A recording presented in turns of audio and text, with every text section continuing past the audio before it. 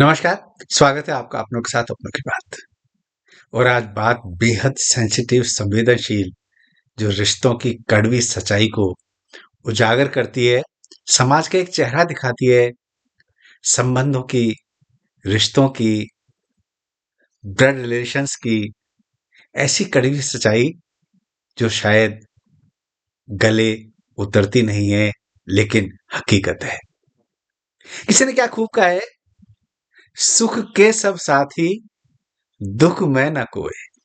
जब सुख होता है, वैभव होता है, यश होता है, संपत्ति होती है, प्रतिष्ठा होती है, तो हमारे इर्द गिर्द चारों तरफ जैसे गुड़ के ऊपर चींटे और चींटियां लिपटे होते हैं, ऐसे लोग हमारे इर्द गिर्द होते हैं। तीन तरह के लोग होते हैं जो शायद आप मेरी इस बात से 100% सहमत होंगे। एक वो व्यक्ति जो हमेशा न्यूट्रल रहते हैं, तटस्थ तटस्थ भाव से रहते हैं, चाहे आपके पास अच्छा समय हो, यश वैभव संपत्ति हो, और चाहे समय बुरा हो, वो हमेशा एक भाव से आपके साथ जुड़े रहते हैं। उनमें कहीं न कहीं मानवता का एक रिश्ता होता है। दूसरे ऐसे लोग जो सिर्फ़ अपने स्वार्थ की वजह से आपके इर्द-गिर्द रहते हैं और दूर के रिश्तेदार भी बहुत करीब बन जाते हैं। आपको आपकी चाटुकारिता, आपकी प्रशंसा करना, अपनी आपकी झूठी प्रशंसा करके अपने काम निकलवाना, अपने आप को आपके नज़दीक दिखाना, जिस समाज में ये लगे कि ये तो बहुत, बहुत कीमती आदमी है, ये प्रतिष्ठित व्यक्ति का रिश्तेदार है। और दूसरे ऐसे व्यक्ति, ऐसे लोग जो करीब आते रहते हैं, दूर जाते रहते हैं। मतलब होता है तो पहले से भूमिका बना के आपके पास आ जाएँगे, पिछली गलतियों की माफ़ी भी माँग लेंगे, अपना स्वार्थ सिद्ध करेंगे और फिर नज़र नहीं आएँगे। लेकिन आज बात एक विशेष है, कितना समय और लगेगा? सारा काम अच्छे से हो गया ना? इसकी वीडियो मुझे भेज देना। ये शब्द एक बेटी की जल्दबाजी के हैं, जो अपने पिता की जलती हुई चिता को अपने वीडियो स्क्रीन पे, अपने मोबाइल की स्क्रीन पे देख रही है। एक पिता जो एक समय बहुत धनी थे, यश, वैभव, संपत्ति था और मुंबई के बड़े कारोबारियों में, कपड़ा कारोबारियों में उनका नाम था। 3 बेटियां थी। 3 बेटियों को बहुत अच्छे से राष्ट्रीय ठाट के साथ पाला, पोसा, पढ़ाया, उच्च शिक्षा में पढ़ाया और बहुत अच्छी धूम-धाम से बहुत अच्छे घरों में शादियां की।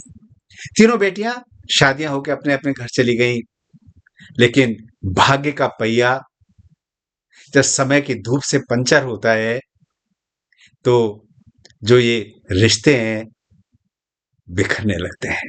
समय खराब आ गया, उस व्यापारी का व्यापार में घाटा हो गया और घाटा होने के बाद व्यापार बंद हो गया। बहुत कठिन, मुश्किल समय हो गया और वो पत्नी के साथ हरियाणा में सोनीपत में एक वृद्धाश्रम में अपनी पति के साथ रहने लगे। पिछले मंगलवार को उनका निधन हो गया और जो वृद्धाश्रम के संचालक हैं, उन्होंने उनकी तीनों बेटियों से संपर्क किया, उनके पिता के निधन की खबर उनको दी। पहली बेटी नेपाल में रहती है, उसने दूर होने का बहाना बनाकर आने से मना कर दिया। दूसरी उत्तर प्रदेश के आजमगढ़ में रहती है, उसने भी आने में असमर्थता व्यक्त की। तीसरी लड़की मुंबई में रहती है और उसने दूरी का बहाना बना के इतनी जल्दी पहुंचना संभव नहीं सकेगा और आश्रम संचालकों को 51 रुपए ऑनलाइन भेजकर कहा कि आप ही अंतिम संस्कार कर दीजिए। और ये शब्द इस बेटी के हैं, सारा काम अच्छे से हो गया ना? कितना समय और लगेगा? और इसका वीडियो मुझे भेज देना। कितनी हृदय विदारक ये सच्चाई है, कहानी है, सत्य घटनाएं, सच्ची कहानी है। और ये सब इस समाज को, हम सबको सोचने पर मजबूर करती है। आखिर जब सब कुछ अच्छा होता है, माता-पिता, ये सत्य है, सच है, माता-पिता अपनी खुशी के लिए बच्चे चाहते हैं और बच्चों की बहुत मन्नत माँग के बच्चे माँगते हैं। बच्चे पैदा होने पे उत्सव मनाते हैं और उन बच्चों में अपनी खुशियाँ ढूँढते हैं। उन बच्चों के साथ बहुत खुशी के साथ, हैप्पीनेस के साथ, आनंद के साथ जीवन जीते हैं, क्योंकि यही जीवन यात्रा की एक सच्चाई है। क्योंकि बच्चों के साथ आपका जीवन शायद सबसे ज़्यादा सुखद होता है। चाहे समय अच्छा हो, चाहे खराब हो, माता-पिता अपनी तरफ से बेस्ट टू बेस्ट पालते-पोसते हैं, उच्च शिक्षा देते हैं। जिनके पास है, वो तो उस हिसाब से रखते हैं, लेकिन जिनका नहीं है, वो भी लोन लेके, कर्ज लेके खुद दुःख पाते हैं, लेकिन बच्चों को काबिल बनाते हैं।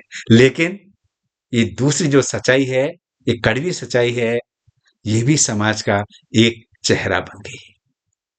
प्रश्न चिन्ह ये है कि क्या माता-पिता जब कठिन समय में हों, तो बच्चे, बेटे और बेटियां उनको अकेला छोड़ दें, वृद्धाश्रम छोड़ दें। मैंने एक पिछले वीडियो में इस बात की चर्चा की थी कि इस देश में वृद्धाश्रम बढ़ क्यों रहे हैं? कारण क्या है? कारण यही है। आखिर बुढ़ापे में माँ-बाप अकेले क्यों रह जाते हैं? इसके लिए मैंने आपके साथ चर्चा की थी, बताया था। सबसे बड़ी समस्या है इस भौतिकवादी युग में, जहाँ संस्कार कोई मायने नहीं रखते, सब कुछ पैसा है। क्योंकि किसी ने सच ही कहा है, बाप बनाना भैया और सबसे बड़ा रुपया। क्या संस्कार कोई मायने नहीं रखते? इस पैसे से ही अगर जीवन चलना है, तो माता-पिता इतना कष्ट पाके बच्चों को उस लायक बनाते हैं, अपना सब कुछ दे देते हैं, तन मन धन से बच्चों को पालते पोसते हैं और बच्चों को जब इस बात को कहा जाए, एहसास दिलाने के लिए बात की जाए, तो वो कहते हैं कि हमने भी तो हमारे बच्चों के लिए कर रहे हैं, हम भी तो हमारे बच्चों को पाल पोस के बड़ा कर रहे हैं। लेकिन इस बात को भूल जाते हैं, जो कुछ आप अपने माता-पिता के साथ कर रहे हो, बच्चे उसके साक्षी हैं, गवाही हैं, तो आपके साथ भी ऐसा ही हो जाएगा, तो कोई बड़ी आश्चर्य की बात नहीं है। मेरा निवेदन यह है कि आखिर रिश्ते माता-पिता के साथ इतने खराब, क्या कोई बेटा और बेटी माँ-बाप को अपने साथ नहीं रख सकता? क्या बेटा और बेटी अंतिम समय में भी माँ-बाप के पास नहीं जा सकते? अंतिम संस्कार के भी नहीं जा सकते? तो फिर ये समाज, सभ्य समाज पर एक बहुत बड़ा प्रश्न चिन्ह है, बहुत सोचनीय स्थिति है। आखिर ऐसा होता क्यों है? अपवाद हैं, अपवाद बहुत अच्छे भी हैं, जहाँ माता-पिता के लिए बेटे-बेटियाँ अपना सब कुछ दाँव पे लगा देते हैं। माँ-बाप की खुशी के लिए, माँ-बाप को साथ रखने के लिए अपना सब कुछ, धन तो बहुत थोड़ी चीज़ होती है, लेकिन जो बेटा और बेटी ये चाहते हैं कि माँ-बाप हमारे साथ रहें, माँ-बाप अधिक से अधिक हमारे साथ ज़िंदा रहें और उनकी पूरी सेवा करते हैं, तन, मन, धन से करते हैं, तो शायद वो माँ-बाप बहुत ज़्यादा सौभाग्यशाली होते हैं, या फिर कहें उनमें संस्कार, बच्चों को जो संस्कार उन्होंने दिए, वो वापस लौट के आते हैं। लेकिन बात ये है कि कोई माता-पिता क्या बच्चों को अच्छे संस्कार नहीं देते?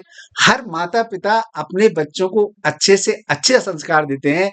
एक सबसे बड़ी बात जो वापस हमेशा मैं कहता हूँ, संयुक्त परिवारों का बिखरना, जॉइंट फैमिलीज़ का खत्म होना और एकाकी परिवार, जहाँ पे किसी कोई रोक-टोक ना हो, ऐसे समाज, ऐसे परिवार जब बनने लग जाएँगे, तो माता-पिता की उपेक्षा तो निश्चित है, ऐसा ही होगा।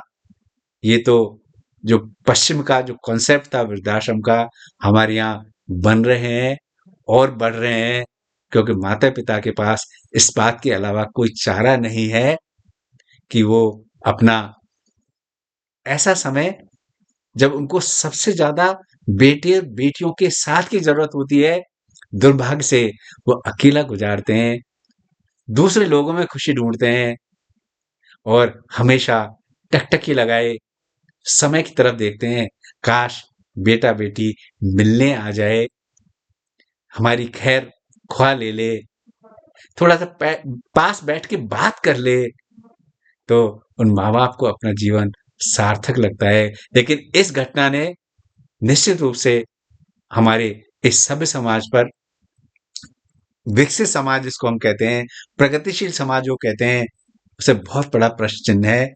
प्रगति और विकास सिर्फ पैसे से नहीं होता, इंफ्रास्ट्रक्चर से नहीं होता, लेकिन जहाँ संस्कार